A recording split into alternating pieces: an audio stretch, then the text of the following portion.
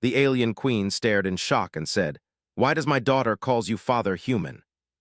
Inside the ship, Dr. Elias Mercer adjusted the controls, his eyes scanning the holographic display of the alien planet below. Clithar 9 was a world no human had fully explored before. Its dense forest shimmered in green and blue hues, and massive floating landmasses hovered above the surface, suspended by forces that humans were still trying to understand. Elias was a xenobiologist, someone who studied alien life, but his excitement went far beyond science. This mission was humanity's first true chance to meet a highly intelligent alien species and understand their society. The Xerillians, as they were called, had built enormous cities of crystal and metal, rising like jagged mountains from the planet's surface. Their civilization was beautiful, alien, and frightening in equal measure. As the ship approached the planet, Elias could see movement in the forests. Small creatures darted between the trees, some with wings that glowed faintly and others with scales that reflected the sunlight like mirrors. But he knew the real inhabitants, the Xerillians, were larger, stronger, and far more intelligent. Stories of their abilities and culture had traveled across the galaxy, painting them as a proud and strict species. Many humans feared they would be aggressive toward outsiders. The landing was smoother than Elias expected. The horizon's edge touched down on a plateau near a small Xerillian outpost. The city itself was in the distance, a sparkling silhouette against the horizon. Elias took a deep breath, feeling a mixture of excitement and apprehension. He was about to step into a world that had never seen a human face before. He activated his translation device and stepped out of the ship. The air was thick but breathable, with a slight metallic scent. The ground beneath his boots was soft but resilient, like a springy moss. He adjusted the straps of his field bag, which carried medical supplies, scientific tools, and communication devices. Every sound was new.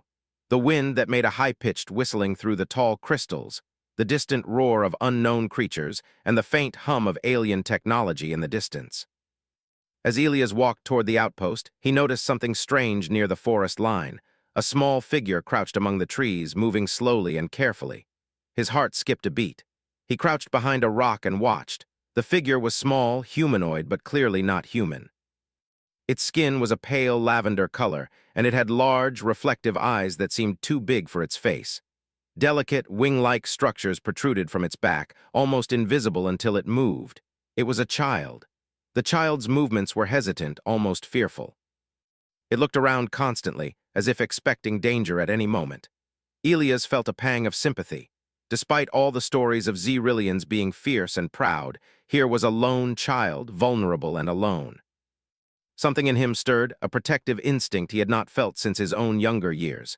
He took a careful step forward, speaking softly. "Hello, I'm human, I won't hurt you." The child froze. Its large eyes widened, reflecting a mixture of fear and curiosity. It didn't speak, but Elias noticed the way it tilted its head, studying him. He crouched to make himself smaller, holding out his hands slowly. "It's okay, you're safe with me." The child took a step back, then another, keeping its distance. Elias could see faint scratches and dirt on its arms, signs that it had been wandering alone for a while. His instincts screamed that it needed help. For the next hour, Elias tried everything he knew to gain the child's trust. He offered food from his pack, water, and even a small reflective device that shimmered in the sunlight. Slowly, the child's fear seemed to lessen. It peeked from behind a tree, then from behind a rock, always watching, always cautious. Finally, the child took a tentative step toward him, then another. Elias smiled, his heart racing. "Good, that's very good." He realized he needed to bring the child somewhere safe. The outpost would be secure, and the Xerillian guards there could protect it. Yet he sensed that rushing might frighten the child. He spoke gently. "Come with me slowly, I promise I won't hurt you." The child hesitated for a long moment. Then, as if deciding something important, it nodded slightly. With careful, measured steps, it moved closer to Elias. When they reached the outpost, the guards noticed the unusual pair immediately. Their reactions were a mixture of suspicion and alarm. One tall Xerillian, his skin a shimmering silver, stepped forward. "Who is this?" he demanded in a deep, resonant voice. Elias activated his translator. She is alone. I found her in the forest," Elias explained. "She needs care and protection." The Xerillian studied the child closely. She is royal blood, he finally said, his tone a mixture of awe and concern. Where is her family? Elias shook his head. I don't know, she was alone, I found her wandering. The guard's eyes narrowed, but he did not move to take the child away. There was something about the child's trust in Elias that even the guard could not ignore. Inside the outpost, Elias cleaned the child's wounds and gave her food. She ate cautiously, glancing at him from time to time. My name is Lyra, she said finally, her voice soft but clear. Elias smiled. Hello, Lyra, I'm Elias, I'll take care of you. The word take care seemed strange to her. She tilted her head and studied him as if measuring his sincerity. Then slowly she reached out and held his hand. It was small, fragile, but it gripped his hand with surprising strength. Over the next few days, Elias learned more about Lyra. She was curious, intelligent, and brave despite her small size. She asked questions about Earth, about humans, and about life beyond her planet. Elias answered as best as he could, careful to speak in simple words she could understand. Meanwhile, the Xyrillian colony observed. Rumors began to spread. A human had befriended a royal child. Some Xyrillians were skeptical, whispering that humans were unpredictable. Others were fascinated, wondering if humans were capable of the empathy and loyalty they valued so highly. Elias did not care about the rumors. He focused on Lyra, teaching her small human skills, how to identify edible plants, how to make simple tools, and how to use her own abilities creatively. In return, she showed him her world, the floating gardens, the strange animals, and the hidden ways Xyrillians communicated with each other.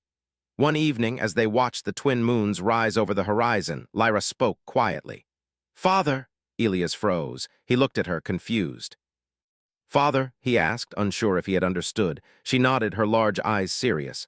Father, you help me, you protect me, you are like a father. Elias felt a strange warmth in his chest. He had never thought of himself as a parent, but the bond he felt with Lyra was undeniable. He nodded slowly. If that is what you wish, Lyra, I will be your father. At that moment, neither human nor alien could have predicted how extraordinary this bond would become. Across the forests of Clithar 9, the first seeds of a unique relationship between a human and a Xyrillian child were planted. Little did Elias know, the news of Lyra calling a human her father would soon reach the ears of the most powerful being on the planet, the Xyrillian queen herself. The sky darkened, and stars reflected off the floating crystals of the city. In the silence of the outpost, Elias watched Lyra sleep, thinking of the days ahead. He did not yet know the challenges they would face, the suspicions of the colony, or the dangers lurking in the shadows. But for the first time in his life, he felt a sense of purpose that went beyond science. He was no longer just a human observer. He was a protector, a teacher, and in Lyra's eyes, a father. And somewhere in the distance, hidden among the stars, the queen's mind was already turning, sensing that this human might not be what she expected. Days passed on Clithar 9, and life at the outpost began to settle into a strange, new rhythm. Elias and Lyra spent most of their time together, learning from each other. The bond between them grew stronger with every shared moment. Though Lyra was small and delicate compared to the humans Elias knew, she was clever, brave, and endlessly curious. Elias taught her about humans. He told her stories of Earth, the oceans, the forests, the mountains, and the cities that stretched across the land. Lyra listened with wide, shining eyes, trying to imagine the colors and shapes. Sometimes she asked questions Elias couldn't answer. Do humans really fly without wings? She asked one evening, watching a bird gliding across the alien sky. Elias laughed softly. Not all of them, Lyra. Some humans use machines to fly. She tilted her head. Machines like magic. Not magic, Elias said. Science. Understanding nature and using it to help ourselves. Lyra considered this carefully. I want to see humans, I want to see Earth, she whispered. Elias smiled, touched by her wonder, though he knew Earth was far, far away. He promised her one day she would visit. Lyra, in return, taught Elias about Xyrillian ways. She showed him how to read the subtle shifts in light across their skin, how the tiny movements of their wings communicated emotion, and how their senses could detect changes in the wind, the ground, and even the thoughts of others nearby. Elias was amazed. Humans had many abilities, but Xyrillians were attuned to their environment in ways humans could barely imagine. One afternoon, Elias and Lyra explored a small, floating garden near the outpost. The garden hovered above a crystal-clear lake, supported by unknown forces. Exotic plants with shimmering leaves grew in carefully arranged patterns, their colors shifting as sunlight passed through them. Lyra hovered over the plants, her wings fluttering softly. "Do humans have gardens like this?" she asked. "Some do," Elias replied. "But ours are usually on the ground. We don't have floating gardens yet." He smiled at her, enjoying the small marvel of teaching and learning together. Lyra giggled, a sound like chimes in the wind. "One day you will teach me human gardens. I will make one floating too." Elias felt a warm pride. Her curiosity, her courage, and her imagination reminded him why he had devoted his life to studying life across the stars. But beyond that, there was something more. He realized that the small moments, the shared stories, the quiet laughter, these were the moments that made humans unique. The ability to connect, to teach, to love, to imagine beyond survival. The colony noticed the growing bond. At first, many Xyrillians were skeptical. "Why would a human spend so much time with a royal child?" they whispered. "Humans cannot be trusted." Others were quietly fascinated. "Look at how Lyra follows him," some said. "She trusts him. She feels safe with him." Rumors spread slowly but surely, reaching even the outer edges of the colony. Lyra seemed oblivious to the gossip. She only cared for Elias, for learning, and for exploring. One evening, as they sat on the edge of the floating garden watching the twin moons rise, she asked him, "Father, why do humans care so much for each other?" Elias paused. It was not a question he had expected. He looked at the sky, thinking, "Humans, we have many challenges. We have wars, disasters, and difficulties, but we also have something that helps us survive. Love, friendship, trust. These things give humans strength even when everything is against them." Lyra listened, her eyes wide and thoughtful. "So, love makes humans strong." "Yes," Elias said softly, "love and trust and hope." Lyra considered this, then reached for his hand. "I trust you, Father." Elias felt a lump in his throat. He had never imagined anyone would call him that, but it felt right. In that moment, the bond between human and Xyrillian child was stronger than any fear, stronger than any doubt. Not all was peaceful, though. The colony's leaders began to discuss the unusual relationship in private. "It is not normal," said one Xyrillian elder. "A royal child trusting a human, this is dangerous. We must observe closely." Another replied, "Yet the human does not seek power, he only teaches and protects. Perhaps this bond has value." The queen, far away in her crystalline palace, was informed. Her advisors spoke cautiously, as though discussing a fragile object that could break at any moment. "Your Majesty," one said, "Lyra has begun calling the human father. It is unprecedented. The child's loyalty is unusual, and the human has shown kindness. We recommend caution." The queen's mind raced. She had ruled Clithar IX for decades, guiding her people with wisdom, strength, and a keen sense of order. Nothing about a human ever striking such a bond with her daughter made sense. Humans were outsiders, unpredictable, potentially dangerous. And yet, the child's attachment could not be ignored. She had to see this for herself. Back at the outpost, Elias noticed Lyra's curiosity growing even more. She began exploring beyond the safe areas, always careful, always thoughtful. Elias walked beside her, teaching her how to read the land, how to anticipate changes in the environment, and how to avoid danger. One day, while walking near a small cliffside, they heard a strange sound, a low rumble like the ground itself was shifting. Lyra froze, her wings quivering. Elias put a hand on her shoulder. "Stay calm," he said. "We will figure this out." Out of the mist emerged a group of Xyrillian guards. They were tall, their bodies covered in glimmering armor that reflected the sunlight. Their eyes were sharp, their expressions serious. They stopped a few meters away. "Lyra," one said, bowing slightly, "the queen wishes to see you." Lyra looked at Elias, fear and confusion in her eyes. "Father," she whispered. Elias nodded. "Go with them. I will be nearby if you need me." He knew better than to interfere with the queen directly, but his protective instincts flared. He would follow quietly without putting Lyra at risk. The journey to the queen's palace was unlike anything Elias had seen. The path wound through floating bridges, crystalline gardens, and towers that seemed to stretch into the clouds. Xyrillians moved gracefully around them, their wings and bodies reflecting the light in mesmerizing patterns. When they arrived, the queen was waiting. She was taller and more imposing than Elias had imagined.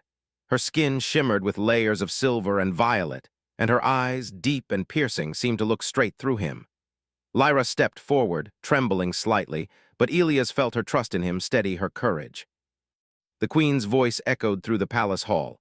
"Lyra," she said, her tone a mixture of surprise and authority, "why does my daughter call you father?"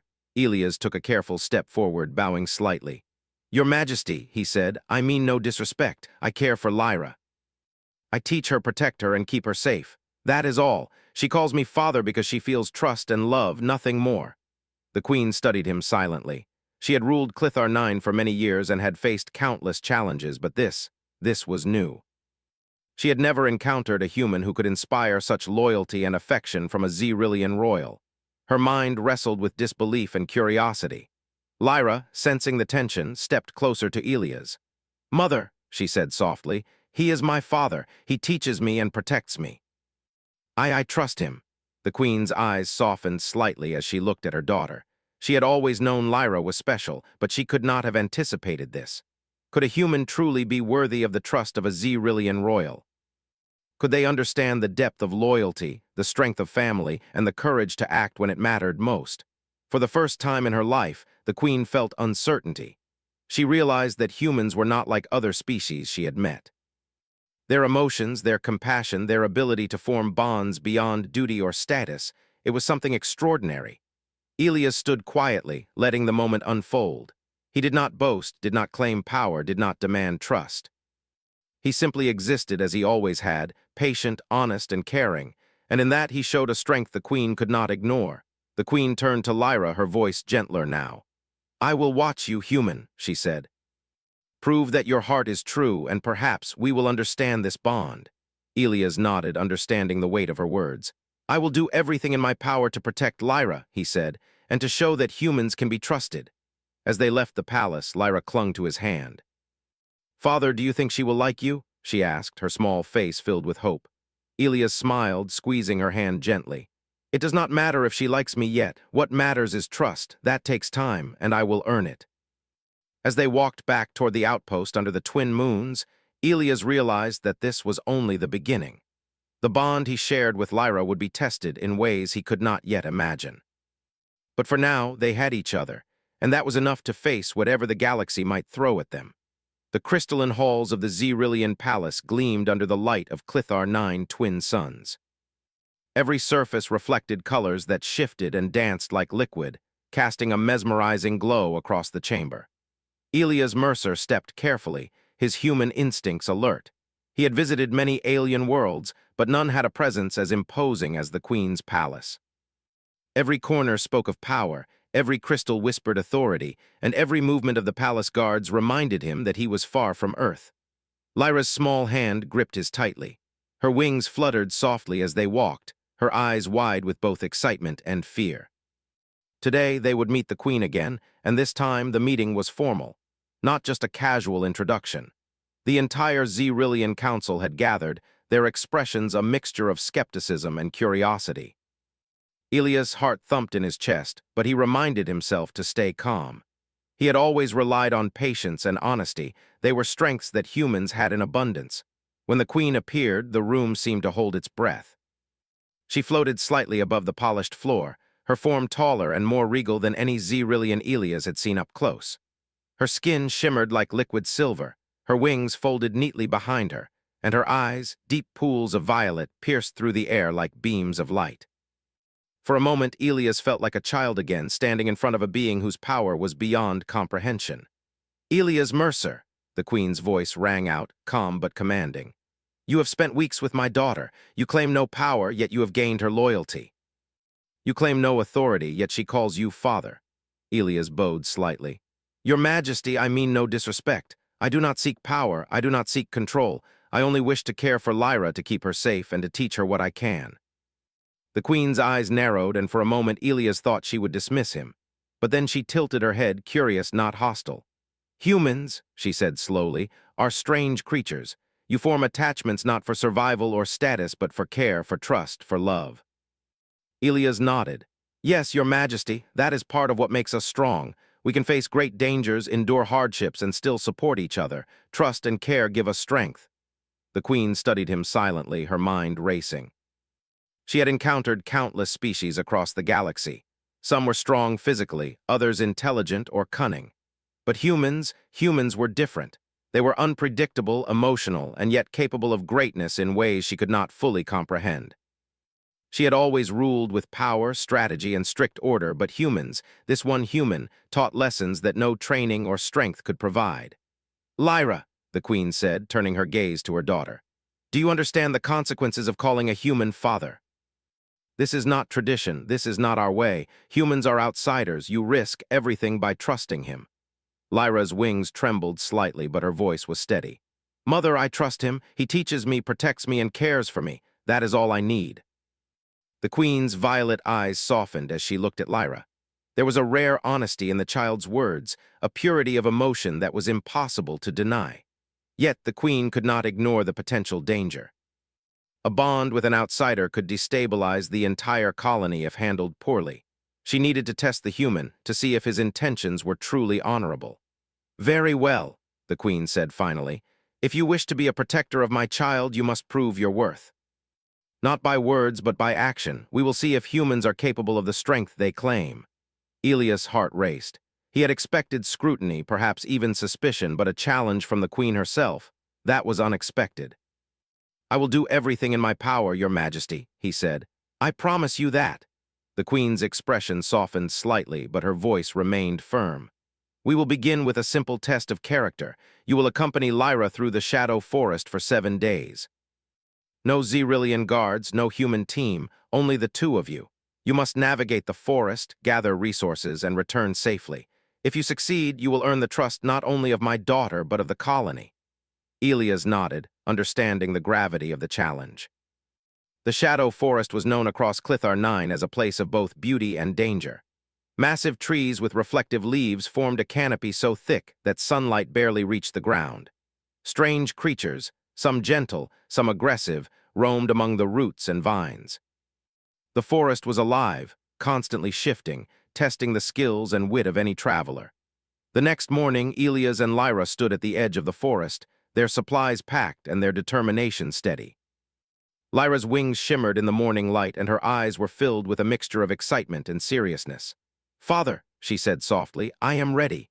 Elias smiled, squeezing her hand gently. "So am I, Lyra. We will do this together." As they entered the forest, Elias marveled at the environment. The colors were unlike anything he had seen: leaves that glowed faintly, streams that shimmered with multiple hues, and plants that seemed to respond to their presence. He realized quickly that this forest was not just a collection of trees and wildlife. It was a living, reactive ecosystem.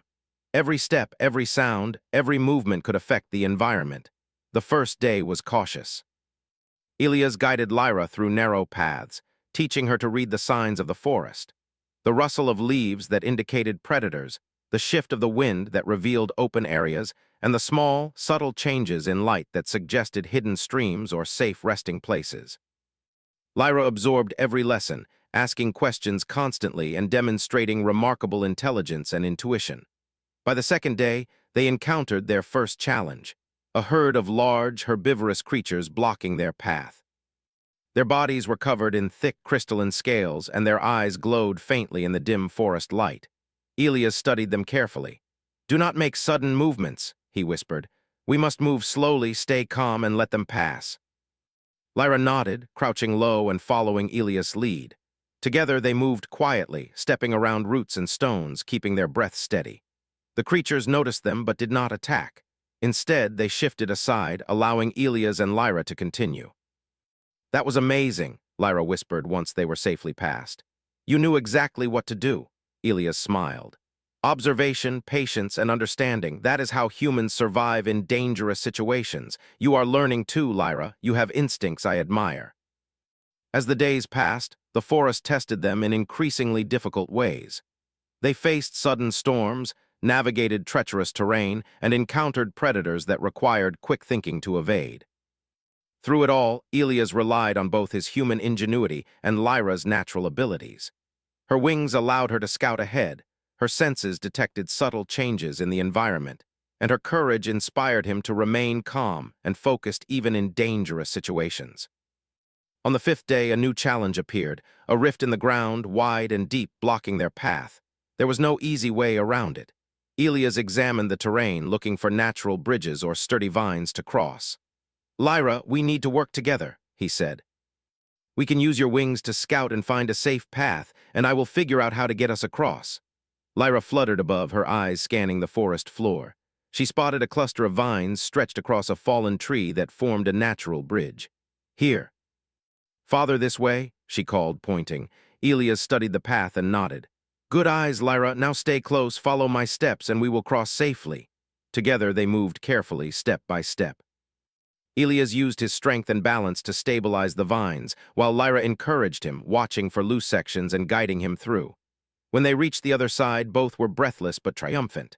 That was incredible, Father, Lyra exclaimed. Elias laughed softly. You were amazing too. We make a good team. The final days of the journey tested more than physical skill. They tested trust and emotional resilience. They faced moments of fear, uncertainty, and exhaustion, but through it all, their bond strengthened. Elias realized that humans' greatest strength was not just ingenuity or courage, but the ability to inspire and nurture loyalty and trust in others. Lyra's unwavering confidence in him proved that this strength transcended species. On the seventh day, Elias and Lyra emerged from the forest, tired but victorious. The queen and her council awaited them. The palace guards bowed as they approached. Lyra ran ahead, calling out, Mother, Father and I returned safely. The queen's eyes scanned them both carefully. Elias felt a mixture of anticipation and apprehension. Then slowly the queen's expression shifted. She stepped forward, her gaze fixed on Elias. You have proven yourself, she said finally, her voice firm but carrying a hint of respect. Not through force, not through words, but through wisdom, courage, and care. Humans, perhaps I have underestimated your kind. Elias bowed deeply. Thank you, Your Majesty. I only did what any being would do to protect and teach someone they care for. Lyra stepped forward, holding his hand. See, Mother, he is my father, he is my protector. The queen looked at her daughter, then back at Elias. She studied the bond, the trust, and the strength displayed over the past week. A small smile touched her lips, rare, almost forbidden in her culture of strict authority. Very well, she said. You may continue to be by my daughter's side, but remember, this bond must serve not only personal loyalty but also the well-being of our people. Elias nodded. I understand, Your Majesty. I will honor that trust always. For the first time, the queen saw humans in a new light, not as outsiders or potential threats, but as beings capable of extraordinary loyalty, courage, and care. And in that recognition, a new path began, one that would intertwine human ingenuity with Zrillian wisdom in ways no one could yet imagine. The peace of Clithar IX was fragile. After Elias' successful trial in the Shadow Forest, many Zrillians began to reconsider their assumptions about humans. Yet in the quiet corners of the galaxy, danger was stirring. A neighboring species, the Dravari, had long watched the Zrillians and their unusual alliances. They were fierce, technologically advanced, and always seeking to expand their territory. News of a human bonding with a royal Zrillian reached their ears, and they saw an opportunity. High above the planet, the first signs of the Dravari threat appeared. Scanners on the Zrillian towers detected approaching ships, sleek, dark, and far more numerous than the outpost could handle alone. The queen was immediately alerted, and the palace buzzed with activity. Alarms sounded, and the royal council convened in haste. Elias stood with Lyra near the observation balcony, staring at the distant fleet. How many? He asked, his translator adjusting to the alien measurements. Too many for a simple defense, a Zrillian officer replied. They outnumber us 3-1, and their weapons are advanced. Elias frowned, his mind already racing. Humans had faced overwhelming odds before, but strategy, ingenuity, and the courage to act under pressure had always been their strengths. We can't fight them with numbers alone, he said. We need strategy, not just force. The queen's eyes scanned him carefully. You propose a plan, human? She asked. Elias nodded. Yes, but I will need your people's cooperation and Lyra's insight. She knows the land and the patterns of the Dravari better than anyone. Lyra's eyes widened. Father, you think I can help? Yes, Elias said gently. Your knowledge can guide us. We can combine what humans do best, thinking ahead, improvising with your people's strength and technology. The queen considered this for a long moment, then gave a curt nod. Very well, you have earned the chance to prove your worth again. Plan wisely. Failure is not an option. Elias immediately got to work. Using maps of the planet, he analyzed the terrain near the outpost and city. He marked natural choke points, places where the enemy fleet would be forced to slow, and areas that could be used to hide defensive technology. Lyra hovered above the maps, pointing out hidden trails, forested canopies, and the shifting energy currents unique to Clithar 9. Together, Human and Xyrillian plotted the defense. "If we place energy barriers here," Elias said, indicating a narrow pass, "and position mobile defense units here, we can slow their advance while keeping our main city safe." Lyra nodded. "And these cliffs can be used for surprise attacks. We can push smaller groups of Dravari into the traps." Elias smiled. "Exactly, and with your guidance we can make it work. Humans are good at thinking ahead, but Xyrillians know this planet better than anyone." The Queen observed silently, impressed by the collaboration. She had long believed in her people's strength and her own authority, but she could not deny the effectiveness of human ingenuity when combined with Xyrillian skills. The first Dravari ships appeared on the horizon the following morning, sleek and dark against the sky. The outpost scanners detected them immediately, and alarms blared across the city. Citizens scrambled to prepare, while soldiers readied defenses. Elias and Lyra moved through the command center with practiced efficiency. "We need to distract their scouts," Elias said, pointing at the approaching smaller vessels. "I will set up decoy transmissions. Lyra, can you guide the forest paths to cover our positions?" Lyra nodded and flitted into the observation decks, her wings catching the sunlight. Using her instincts and knowledge of the terrain, she directed Xyrillian units to hidden positions among trees, cliffs, and floating gardens. Her guidance allowed soldiers to anticipate enemy movement and prepare ambushes. The battle began as the Dravari advanced. Small squads of ships attempted to enter the forest to scout defenses. Elia's decoy transmissions created false readings on their scanners, drawing them into carefully prepared traps. Energy barriers rose from the ground, shaped by Xyrillian technology, slowing the enemy and buying precious time. "Father, the left flank is exposed," Lyra shouted. She pointed to a group of Dravari ships maneuvering to bypass the main defense. Elias quickly assessed the situation. "We can lure them into the gorge," he said. "Use the high ground and the energy nets." Xyrillian soldiers followed their instructions, moving swiftly and silently.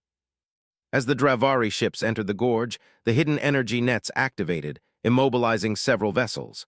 Others collided with the cliffs, disoriented and forced to retreat. The Queen watched from the palace balcony, her expression a mixture of pride and amazement. "Elias Mercer," she said aloud, "humans truly have a gift for strategy." But the threat was far from over. The main fleet began to advance, larger and more coordinated than before. Elias realized that brute strength and traps alone would not be enough. "Lyra," he said, "we need to combine your people's technology with human improvisation. I will guide the placement of the energy projectors and you will direct the forces. Together we can turn the tide." The day stretched into night. Both sides fought relentlessly. Dravari ships swooped through the sky, while Xyrillian defenses used energy barriers, projectiles, and camouflage to protect the city. Elias moved among the units, giving instructions, solving problems, and encouraging soldiers. Lyra's guidance and courage inspired the Xyrillians, showing them that humans could be trusted, not as outsiders, but as allies. During a critical moment, a Dravari squad attempted a direct assault on the city's central crystal tower, the seat of the Queen's command. Elias quickly devised a plan.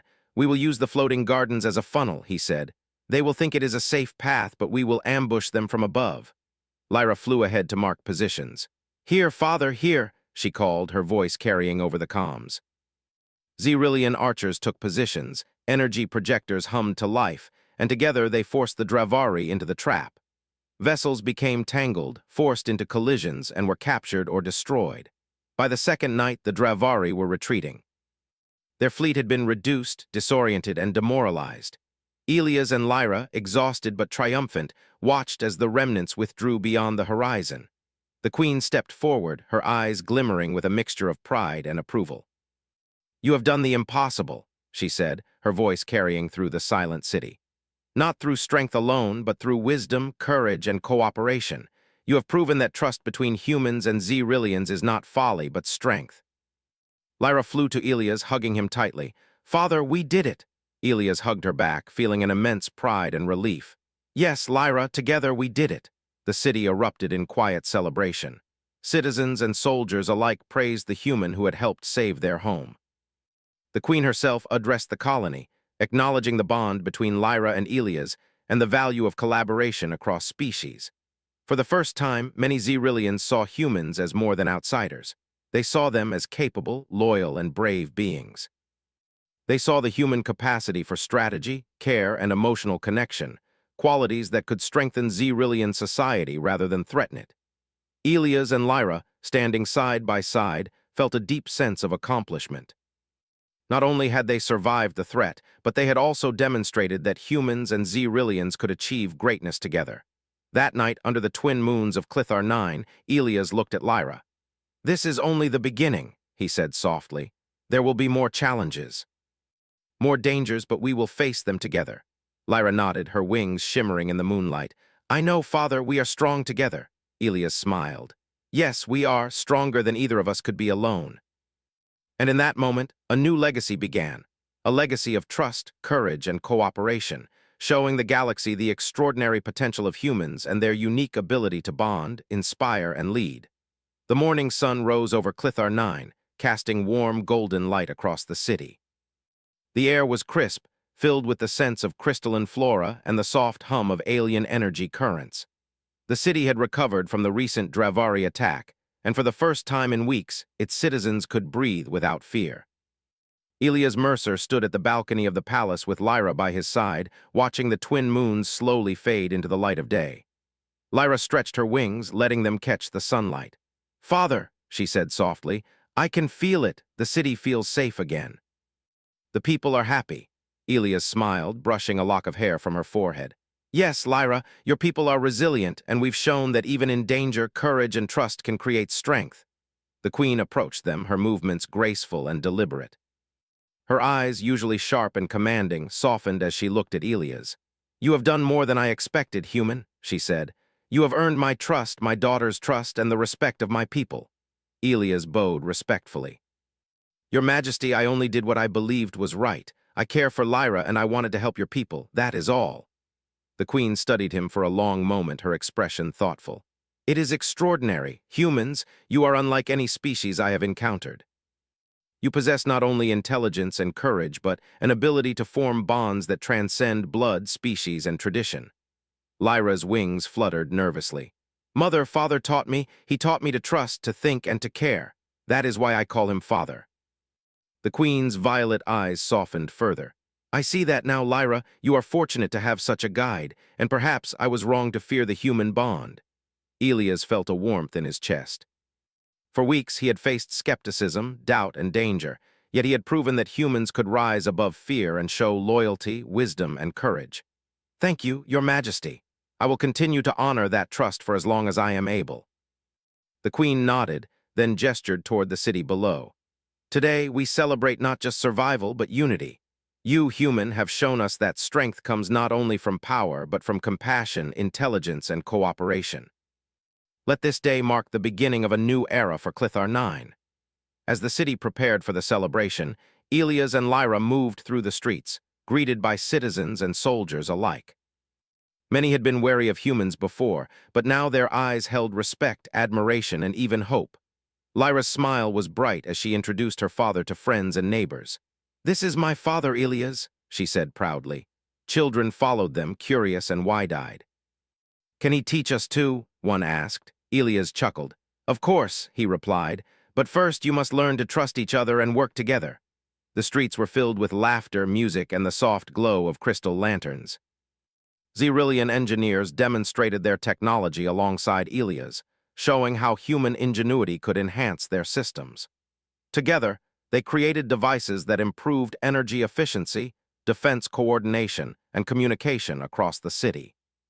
Citizens marveled at the combination of human thinking and Xyrillian skill, realizing that cooperation could make them stronger than they had ever imagined. Meanwhile, the queen watched from the palace balcony. She saw her daughter, brave and confident, learning from a human who had risked everything to protect her. She realized that this bond was more than unusual, it was transformative. Humans, through their compassion and courage, had shown her people new possibilities, new ways to face challenges, and new ways to unite as a society. Elias took Lyra to the Shadow Forest, their favorite place, now peaceful and safe. "Do you remember when we first entered here?" he asked, watching her eyes sparkle with memory. Lyra nodded. "I was scared, father, but you taught me to be brave, to think carefully, and to trust myself." "And you taught me too, Lyra," Elias said. "Your instincts, your courage, your connection to your world. It reminded me that humans and Xyrillians can learn from each other." Lyra leaned on his shoulder. "I am proud to be your daughter." "And I am proud to be your father," he replied, smiling.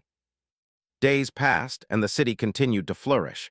Human and Xyrillian collaboration became more common, blending science, culture, and knowledge in ways that strengthened every citizen.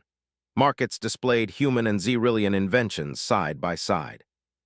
Schools incorporated both species, educational methods, and new training programs taught children about courage, compassion, and critical thinking.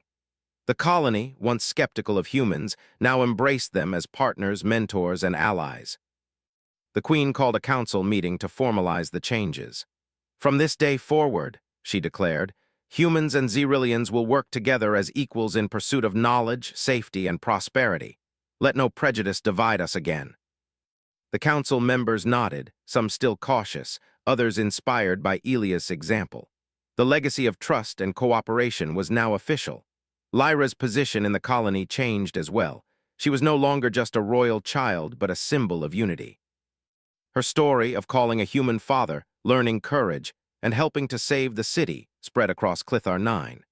Citizens admired her wisdom and bravery, seeing that identity and heritage could embrace multiple cultures. Elias continued to guide her, teaching both human knowledge and understanding Xyrillian tradition. Their bond remained unshakable, a living proof of the strength humans could bring to any world. One evening after the celebrations, Elias and Lyra sat on a cliff overlooking the city. The twin moons shone above, casting silver light across the landscape. The sounds of the city below, music, laughter, and the hum of energy devices, filled the air. "Father," Lyra said softly, "do you think humans can really help other worlds like this?" Elias looked at her, his heart full. "Yes, Lyra, humans have a special strength. We can inspire trust, solve problems creatively, and unite people who are different. Every world has challenges, but humans, we adapt, we care, and we never give up on those we protect." Lyra smiled. "I will remember that, Father. I will always trust you, and I will teach others to trust humans too." Elias put an arm around her shoulders. "And I will always protect you, Lyra. Together we can make a difference wherever we go."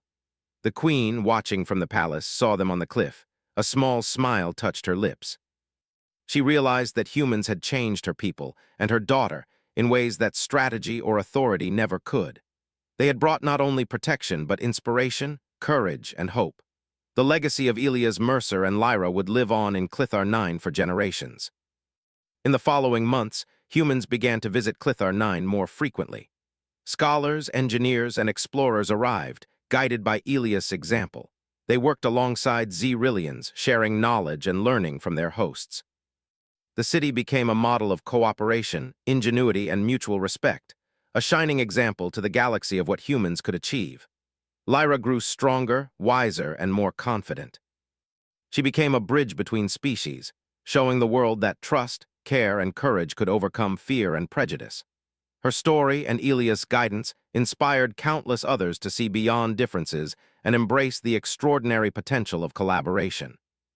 One quiet evening, Elias stood at the edge of the palace balcony looking at the stars. Lyra joined him, resting her head on his shoulder. "Father, do you think the galaxy will ever understand humans?" she asked softly. Elias smiled, looking at the distant stars. "Perhaps not all at once," he said. "But step by step, world by world, people will see what humans can do. We may be small in the universe, but our courage, our creativity, and our capacity for love, that is something no one can ignore." Lyra smiled, wrapping her arms around him. "Then we will keep going, Father, together." And so, on Clithar 9, a human and a Xyrillian child forged a legacy that would last for generations. It was a legacy of trust, courage, and hope, of unity across species, and of the extraordinary strength of humans, an example that inspired not only the Xyrillians but the entire galaxy. From that day forward, whenever someone looked at Lyra and Elias, they did not see just a human or a Xyrillian.